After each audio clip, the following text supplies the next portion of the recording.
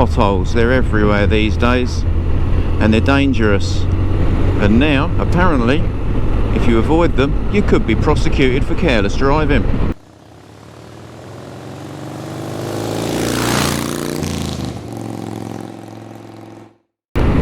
So recently I was contacted by one of my viewers, and he said, "What do you think of this?"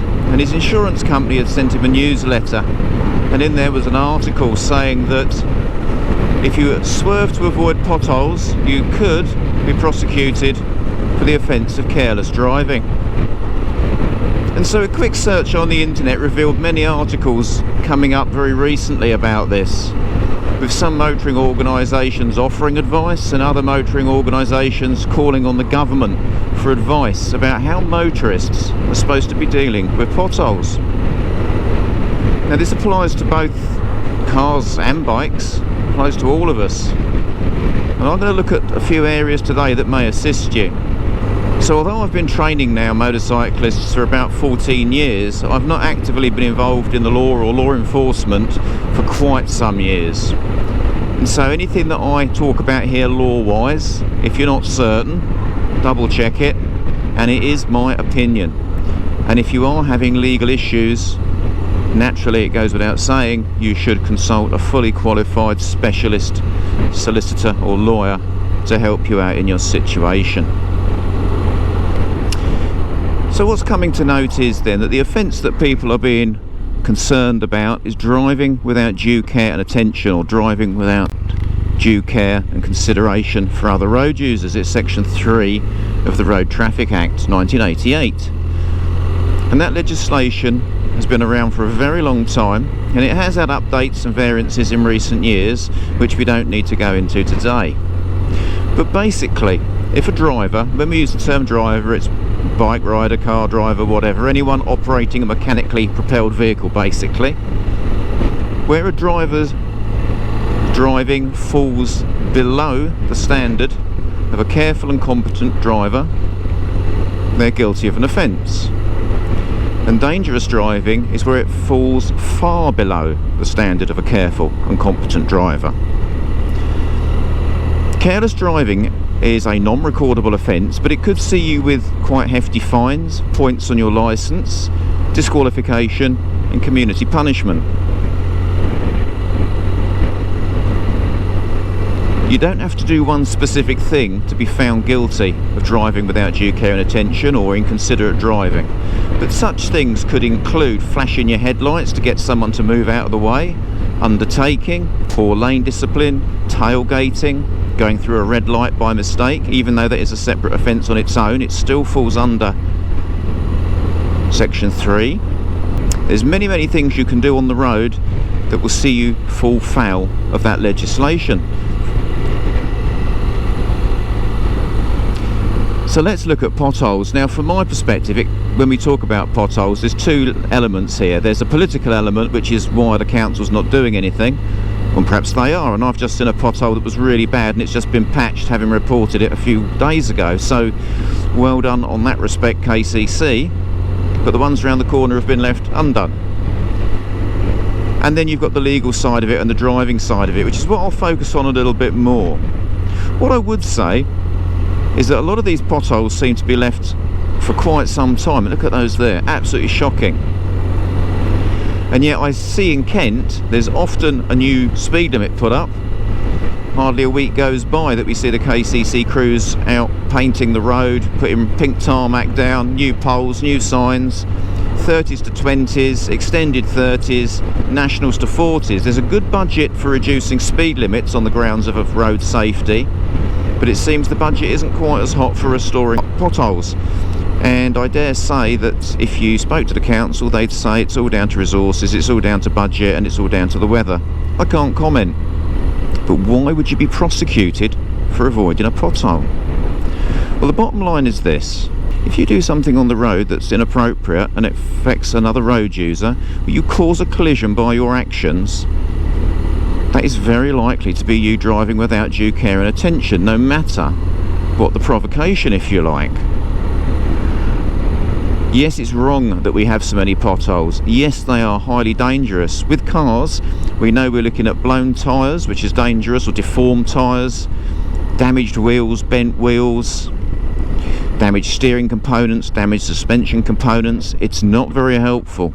And we get the same on bikes. The other thing to consider with bikes, though, of course,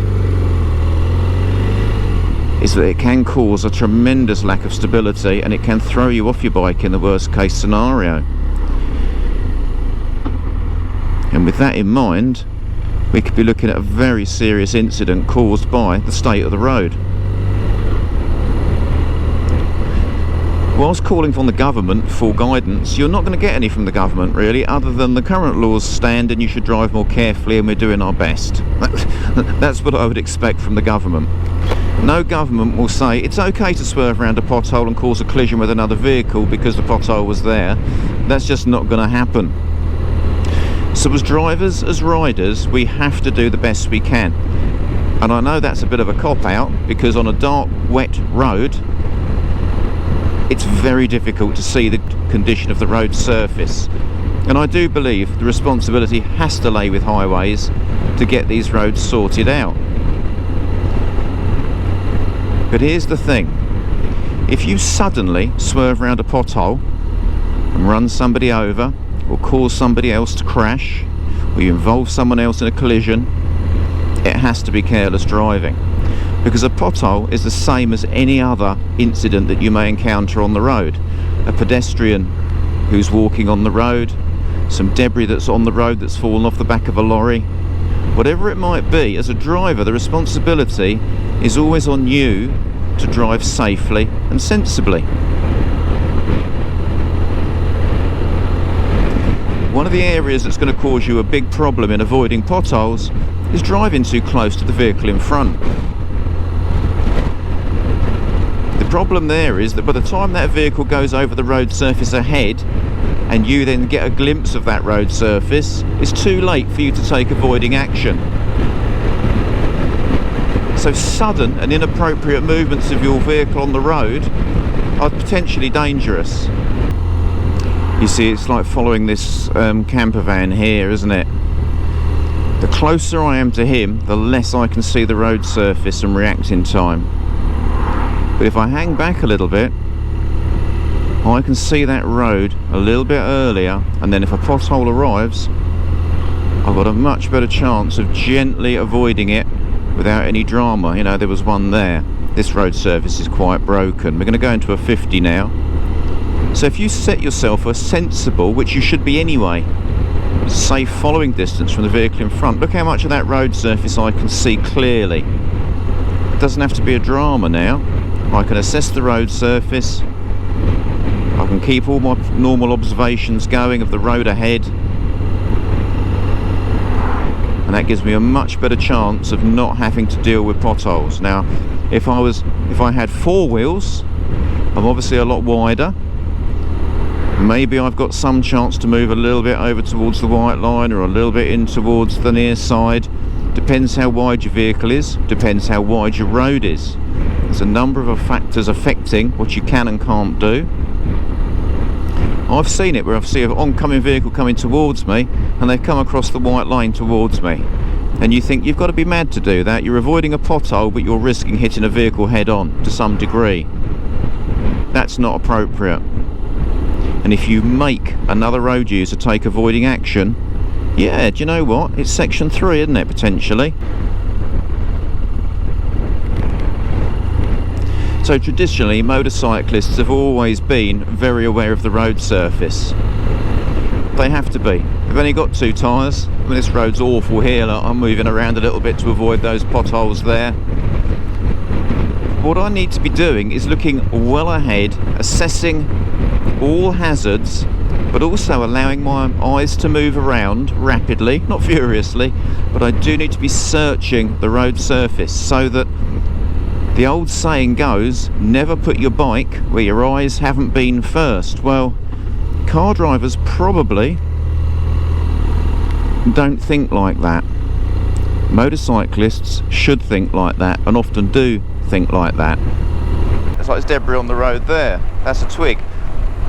Not a problem if you're on a car, potential problem on a motorbike. So I just gently altered my road position. I can see all the broken road surface here. Don't have a lot of option to do much with it on that bend with the oncoming traffic. It's sad to say that I think when people are driving these days, they're not paying a lot of attention to what's going on. There's lots of other things in the brain. And then what they'll do is they'll see a pothole or some hazard that's about 10 to 15 metres ahead of them, and they're doing 30 plus mile an hour, and they'll go, oh, time to react. You should be seeing that hazard much further up the carriageway. Then it's not as sudden. The quickest way to buy yourself time to react on the road is to look further ahead up that road, and to keep your brain engaged on the act of driving and not what you're having for tea tonight or any other similar activity. Unfortunately, sometimes you have to hit a pothole and be done with it. It's like, I can see this road surface is poor here, I've reduced my speed a little bit.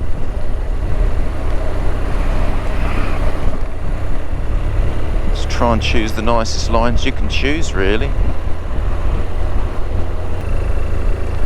I would suggest as well that you don't apply the brakes whilst your wheel hits the pothole. So braking whilst hitting an obstruction on the road, if your suspension is already partially or fully compressed because of braking, it leaves absolutely no room for a suspension to take any of the hit of an irregularity of a road surface. And if that wheel is locked, it's going to be quite unpleasant. You can do a lot more damage with a wheel under braking and compressed suspension than you are a free rolling wheel where the suspension is able to do its job to the full. So if you are going to brake for a pothole, if it's safe to do so, get off the brake before you actually hit it, if indeed you do have to hit it. So that bit of road there, you see, bike caught a pothole. Didn't see it in advance. I felt the bike make a little bit of a struggle.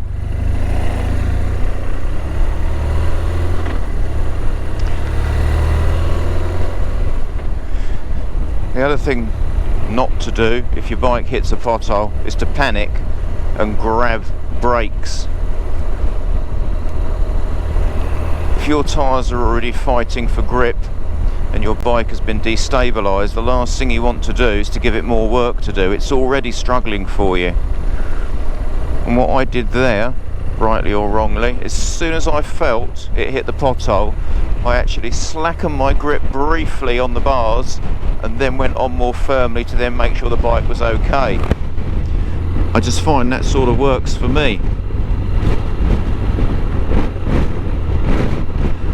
Let's not forget that was only at very low speeds, and it wasn't a particularly large pothole, which is quite helpful. So one of the concerns that people raised was, what if I have to brake suddenly?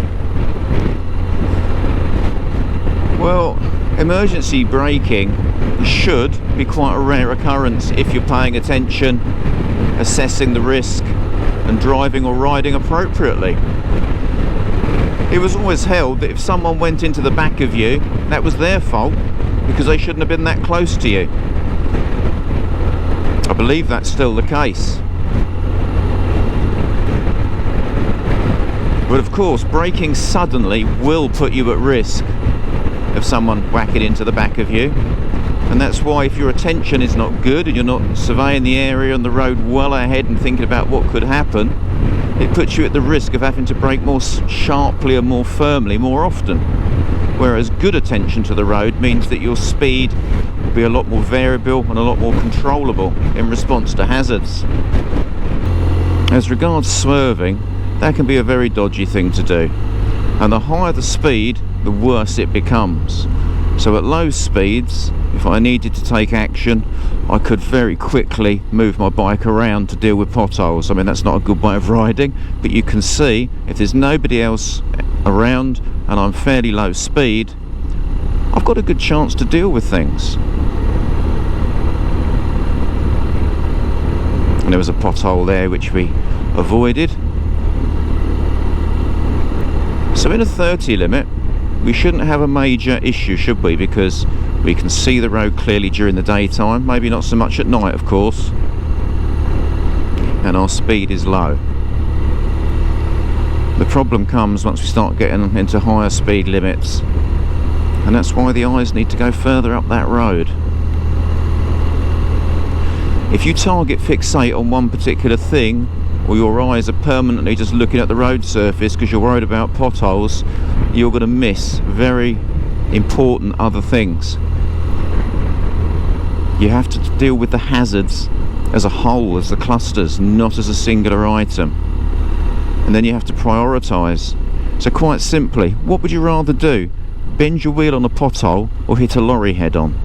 Well, it's a daft question, isn't it? Because we all know the answer to that. But believe it or not, people do become preoccupied and they'll react to one thing, and for some reason the brain just doesn't pick up on something else. It's all about the way you think, and it's all built into the way that you drive or ride.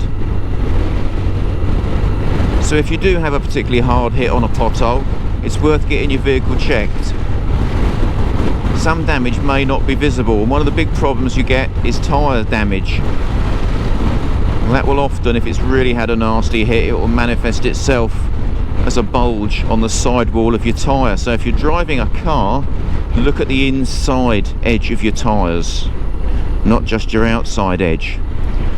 If you have a bulge on your tyre, apart from being illegal and getting your 3 points, it's because you've got a separation of the structure of that tyre, and that's a weak point, and that's where pressure can come out, and you do not want to blow out on your tyre.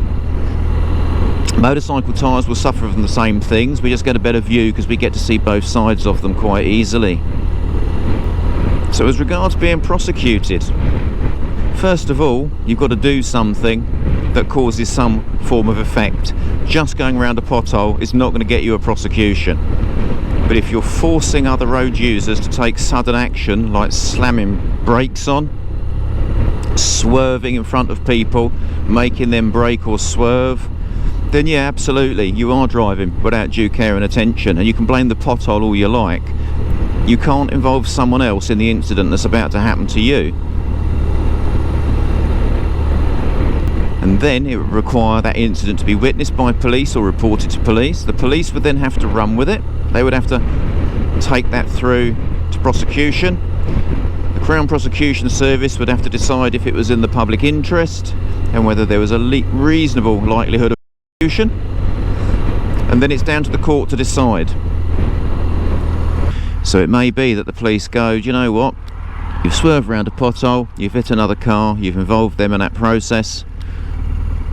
We're going to prosecute you. And it may be you go to court, and the court says, yeah, you are guilty of this offence, you shouldn't have done it, and you go, but it was because of a pothole. And they go, okay, well, there's some mitigation there, but you're still guilty, we'll just give you a lesser punishment. Or they might say, okay, give you discharge, whatever. On the day, it's down to the court to decide if it goes that far. So in summary then, are you going to get prosecuted for swerving to avoid potholes? Generally speaking, I can't see it. But if you slam brakes on and cause problems, if you start going onto the other side of the carriageway, crossing lanes without checking your mirrors, involving other people in your manoeuvre without checking it's safe to do so first, then you are very likely guilty of driving without due care and attention. As sad as it may seem, a pothole is not an excuse for you to drive on the road as if you're the only one on it. I hope this has been useful to some degree. And don't forget, if you do hit a pothole hard, do get your vehicle checked, particularly check your tyres for structural damage. So until next time, ride safe and drive safe and take care.